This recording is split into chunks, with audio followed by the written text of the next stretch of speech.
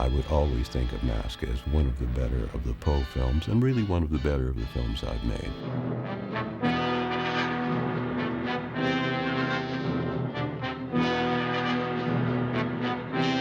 I had read several of the Edgar Allan Poe short stories in school and loved them, and I persuaded my parents to get me a collection of the complete works of Poe for Christmas, and they were happy to do so because I could have asked for something much more dangerous than that.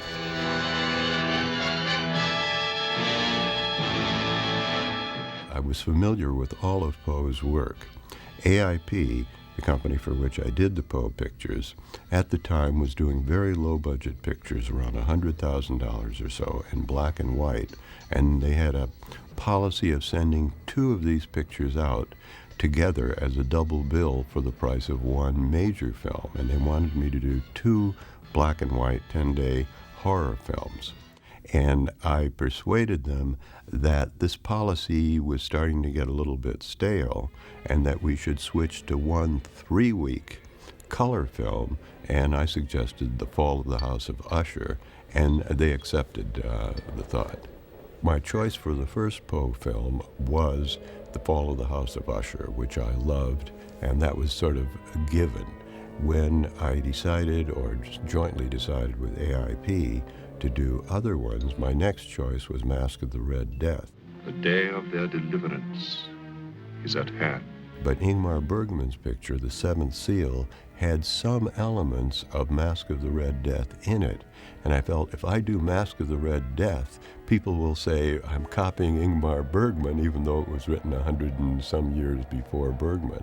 So I went to The Pit and the Pendulum for my second film, and it wasn't until late in the series that I did Masque, and I finally chose it because I felt it was simply the best of the remaining Poe stories, and I wasn't going to worry about what people thought in relation to Ingmar Bergman. Senor Scarlatti and his wife will not be joining as he failed to obey my orders. I had always loved the, quote, European art films, particularly the work of Bergman, Fellini, Truffaut, a number of others, and the somewhat classical look that they brought to their films, particularly the works of Bergman, influenced me greatly. As a young filmmaker, I was watching every type of film I could find, but for the Poe films, I studied the work of Alfred Hitchcock and of Ingmar Bergman, plus some of the German expressionist directors of the 1920s. The budget for a 3-week color film was a major consideration for AIP. It meant we were going to essentially double our cost. A $100,000 film would now become a $200,000 film, and they liked my idea right from the beginning, but they considered at some length whether they wanted to gamble $200,000 instead of one, and luckily for all of us, it was Jim Nicholson who really made the decision. Most of the Poe pictures were written by Dick Matheson, and I did very little rewriting with Dick. Probably of all the films I've made, the scripts he wrote, we were closest to shooting the first draft.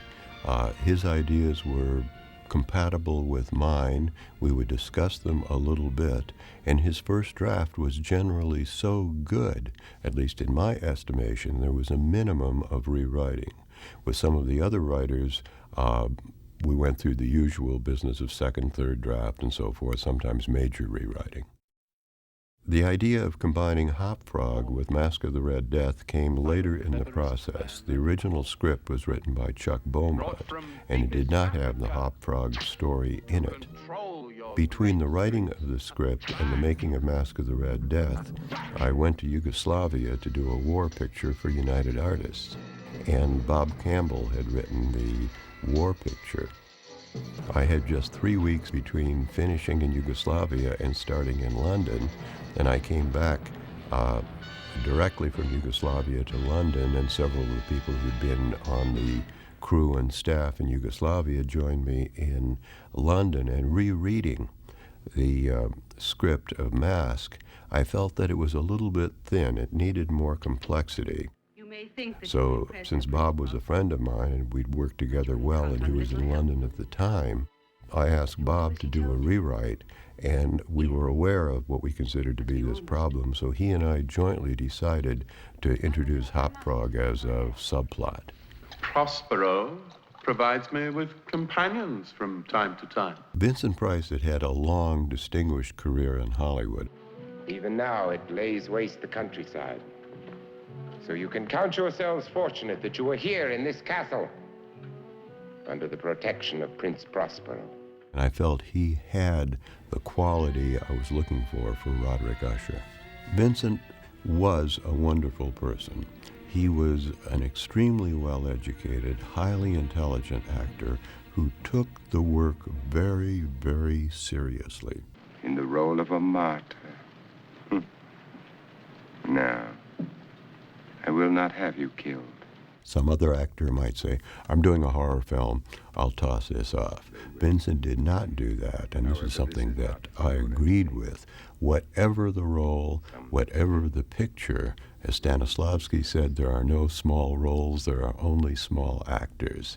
One of Vincent's great abilities was to put every ounce of himself into the role. I did have casting sessions for the characters other than Vincent Price. My normal policy, since we didn't have money for screen tests, was to bring the actors in for a reading, then discuss the role with them, generally before the reading, and do improvisations, as well as looking at other films they had done. And what special service have you to offer that might persuade someone else to take you under its protection? I loved Patrick Magee as an actor. He was a brilliant English character actor. I had seen him in several English films before I met him. Even for the humor of it, do not wear red. He was highly intelligent, and he brought a sense of the macabre to his roles. However his mind worked, and it worked brilliantly, he could find strange quirks within the character that he could bring out, so the characters were fuller, more complete than with some other actors I've worked with. Wherever did you find her? Pretty toy, isn't she? Delightful. The idea of having Hop Toad's wife played by a child rather than an adult was born, as many decisions are, out of necessity. I cast the short actresses in London, or looked through the book, chose the people, interviewed them. They did not have the quality I was looking for. So I thought the only thing to do was to find a beautiful young girl who would be the right height to play the role, and with makeup, do as much as I could to make her look older. I do believe in you. My directing style while shooting is to try to be as innovative as I can with the camera without becoming obtrusive. I don't think the camera should set up shots that the audience says, wow, look at that shot. The camera should function to help tell the story, but within that, you can set a mood.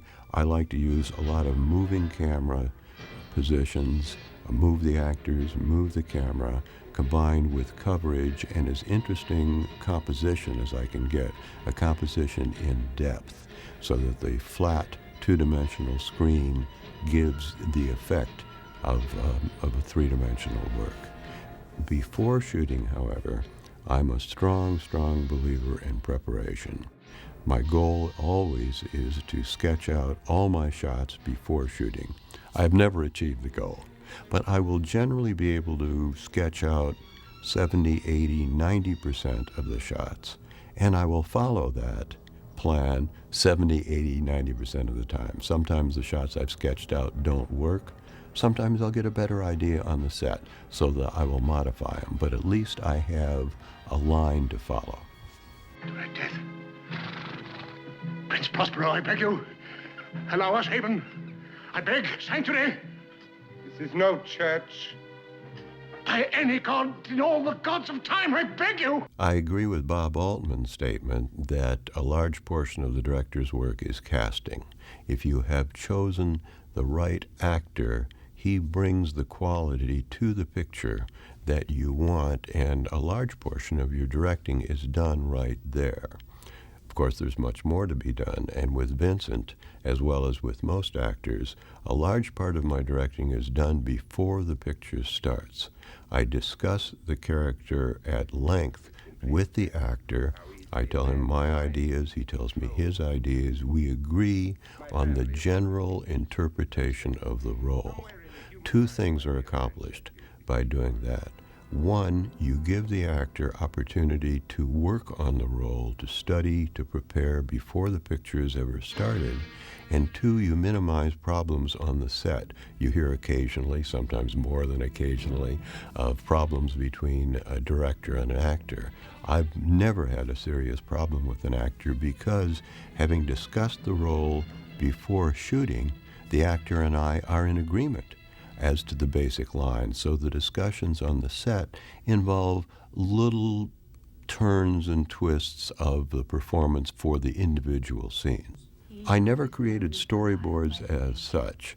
I would take a script where the script writing is on the right page and it's blank on the left side.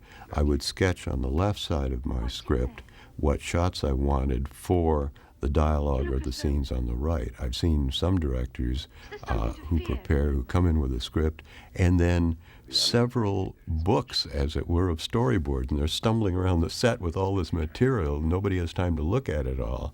But I thought if I sketched in the script, I've got it all right there in the script. Masque of the Red Death was done in London for one basic reason. There was an English tax law, I think it was called the Eadie Plan at the time, that took the money from the English distribution of your film and refunded a portion of it to the production company if the film had been shot in England. The Poe films had been surprisingly successful in England, and we were failing to get quite a bit of money from the government. So the idea was, let's shoot the picture in England and get our government subsidy. Let me speak to you about the anatomy of terror. Terror? What would you know of terror, Alfredo?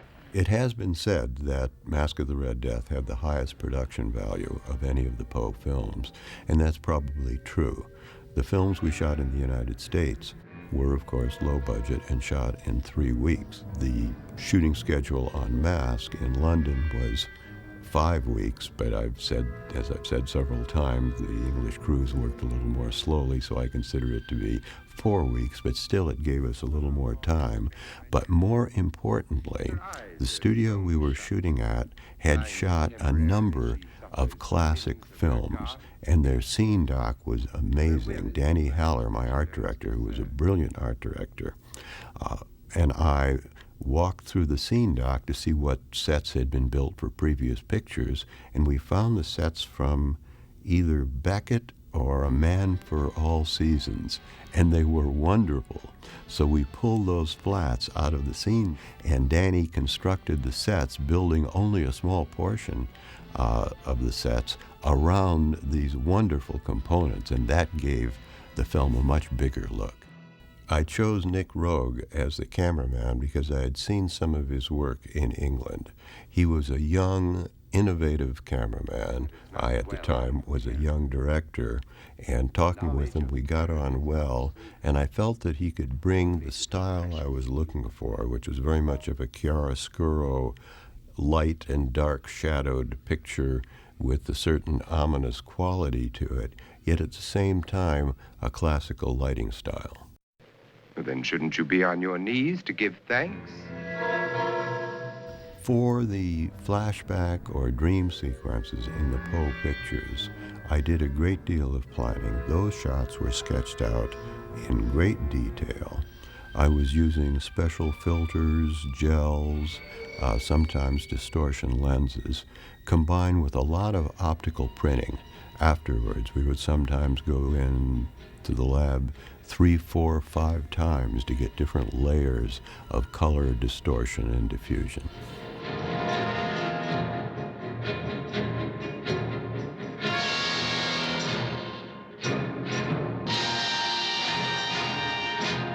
Music is obviously very important to a motion picture, but for me, the visual is the primary component. I would bring the composer in after shooting, show him the first cut of the film, and then work and develop the music from that. I would very often give a script to the composer and discuss a little bit about what I was looking for in the music before shooting, so that the composer could work on his themes and so forth. But for the real composing, I believe the composer really has to have the picture in front of him and work from that. The Kennedy assassination happened while we were shooting, and it was a great shock to all of us, particularly to Vincent and to me, because we were great supporters of Kennedy. I had tremendous admiration for him.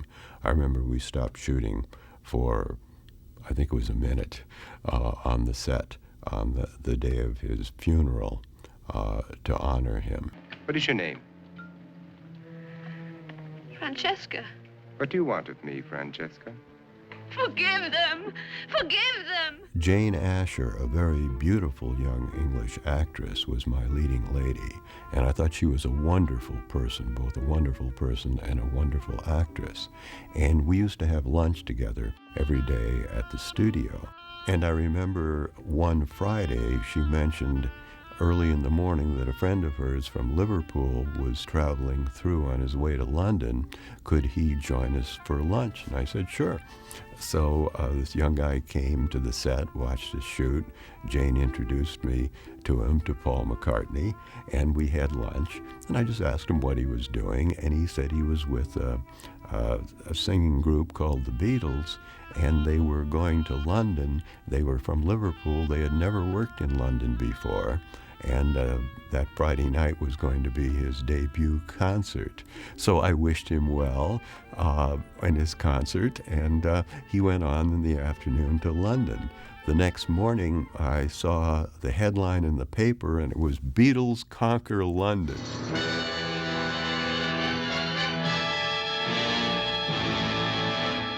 Most of his short stories were very, very short. They were sometimes just 2 or 3 pages. And one of the uses of the short story that we found, particularly as in The Pit and the Pendulum, which was only the story of the man with the pit and the pendulum, was to use Poe's story as the third act, as it were, of the picture. And then we would create the first 2 acts in a way we thought would be consistent with Poe's vision to lead us into the final act, which would be his story.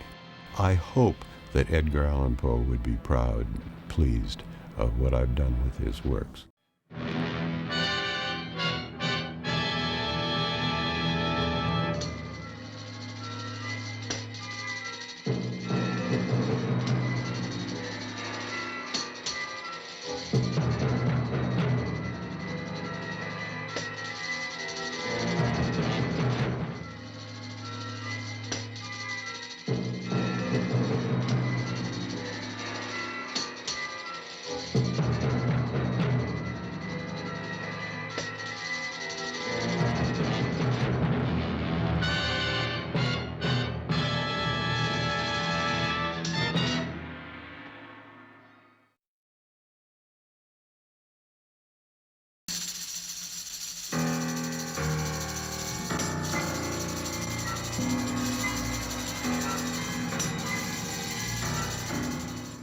Hi, I'm British writer and editor Stephen Jones, and I'm here today to introduce you to the 1964 movie The Masque of the Red Death, directed by Roger Corman and starring Vincent Price.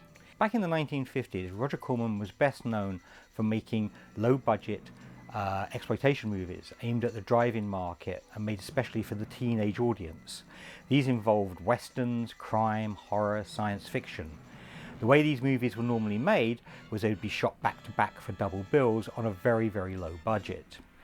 By the end of the 1950s, Corman was getting a bit tired of this and went to his bosses, Samuel Arkoff and James Nicholson at American International Pictures, and pitched the idea that instead of making 2 films back to back, they actually spent the entire budget on just 1 film. But that 1 film would be in colour, in CinemaScope, and would hopefully recoup its rewards a great deal more. At the time, AIP were competing against Hammer Films, who of course were already doing this in England with their Curse of Frankenstein and Dracula, the Mummy and others. Corman's idea was basically to make a film based around one of Edgar Allan Poe's stories. This worked on two levels because Poe was out of copyright, so therefore his material was free, which AIP loved. And secondly, that Poe was being taught in most American high schools. So he was an author that everybody would kind of know and recognize the name. The producers Arkoff and Nicholson kind of liked the idea, although Arkoff was a bit worried that it might be a bit too highbrow for their intended audience. Anyway, they went ahead and they made The Fall of the House of Usher in 1960. They decided that they would get a major star to appear in the film, and they agreed that that would be Vincent Price. Price himself was no stranger to horror. He had started back in 1939 at Universal in Tower of London, and by the time the 1950s came around, he was appearing in a string of movies like House of Wax, The Mad Magician, The Fly, House on Haunted Hill and The Tingler. But it was The Fall of the House of Usher that made him a star as far as horror films were concerned, and from that point on he became established as the Merchant of Menace in viewers' eyes. The Fall of the House of Usher was made for a relatively small amount of money and made its cost back many times over, to the extent that AIP decided to go ahead and make a whole series of Edgar Allan Poe movies. And over the next few years, Corman and Price, with different script writers but basically the same crew, turned out The Pit and the Pendulum, The Premature Burial, Tales of Terror, The Raven. By the time 1964 had come around, even Corman was getting a bit bored with the formula. At the time, American International Pictures had a distribution deal in the United Kingdom with Anglo-amalgamated film distributors, and so they decided that they would come over and make a movie over here. Because of the Edie Fund, which was like a tax break in England, they would save money, and Corman worked out that he could get 5 weeks shooting instead of the usual 3 if he shot the film in England. So the next film they wanted to make was The Masque of the Red Death, and in fact Corman had decided early on that he wanted to make the film as his second Poe movie, but he was a little bit worried that it was a bit too close in theme and feel to Ingmar Bergman's The Seventh Seal, as it involved a wandering death character. He therefore postponed it until the time was right, and he now decided that filming in England, this would be the time to make The Masque of the Red Death. So in November 1963, Corman and Price came over to England. They shot the film at Shepperton Studios.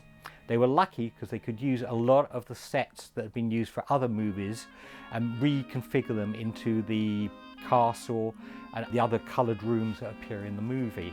The other great thing about shooting in England was that when Corman was making his American versions of Poe, sometimes the supporting cast wasn't that good.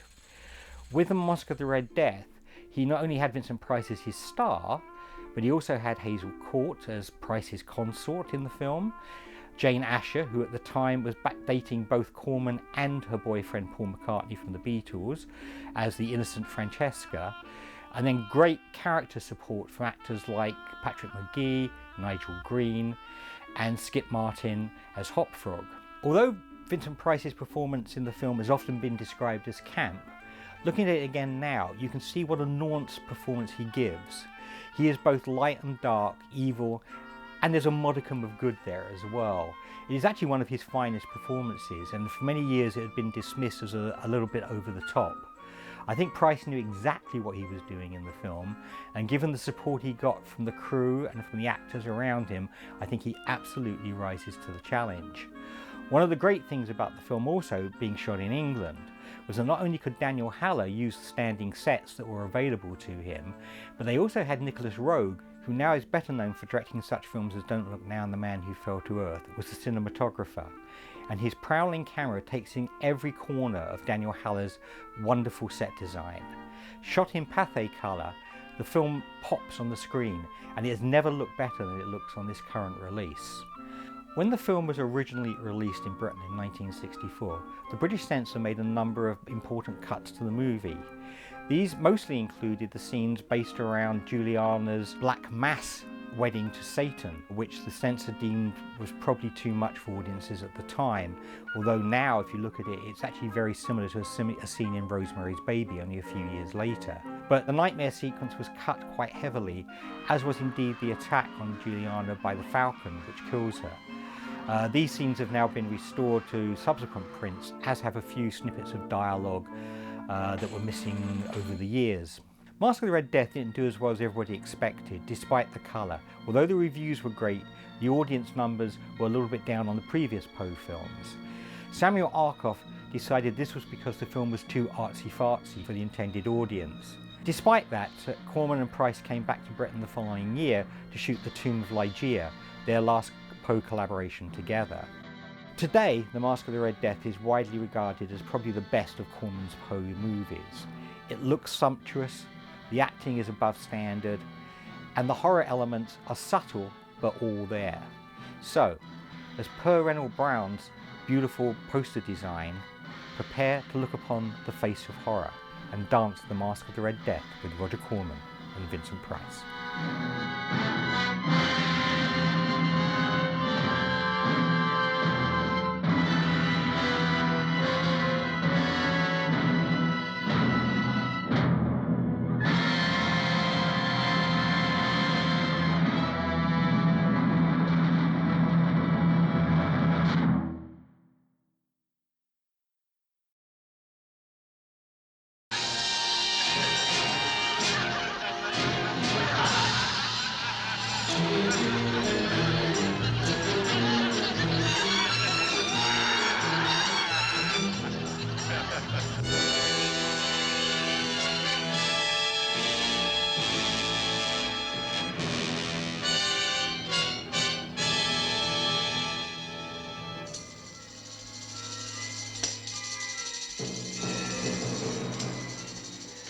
Corrupt them. No, I beg of you. Mercy, mercy. Lord Satan, send me a demon, so I may know I'm to be your wife.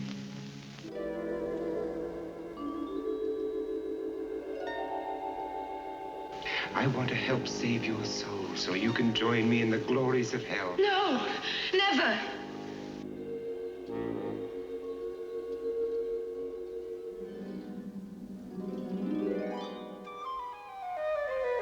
Diamonds, rubies, emeralds, pearls.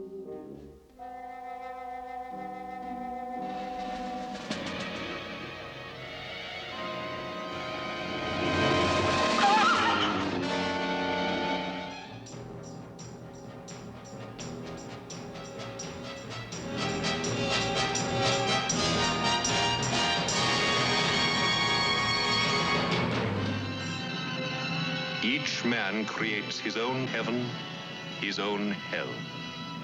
Let me see your face.